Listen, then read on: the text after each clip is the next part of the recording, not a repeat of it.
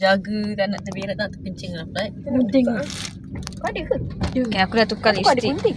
brand Velvet. Cantik tak? Aku memang cantik ni Messi. Puji diri sendiri. Ada korang nak puji aku ke? Tak ada kan? Aisyah suka makeup. Saya tak suka cantik. I love makeup. Tu Natural, yang lama natural. aku makeup. Berapa jam kau makeup ni? Setengah jam. Setengah jam. Memang aku pakai tebal-tebal. Macam adik aku setengah jam kau makeup. Mesti. Aku dulu kan mengata orang kan, lama gila kau makeup. Tak apa Sekarang aku suka makeup. Ni makan tak ada orang kan? Tak ada. Tak ada makeup heels. Ya. Slow lah. Ada orang ke? Bukan kau. Aku marah kereta belakang ni. Dia dah nampak orang ke belakang kan. Dia laju-laju awak lah. Kau fikir tak? Kita dulu kan. Hilang dekat Yun. Hilang dekat Yun Aisyah. Hilang keayuan aku.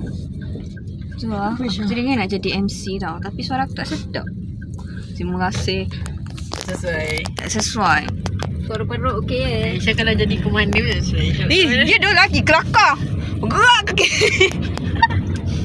Bergerak ke kiri pusing. Sebab suara kau kan suara yang jenis. Saya dalam lagi.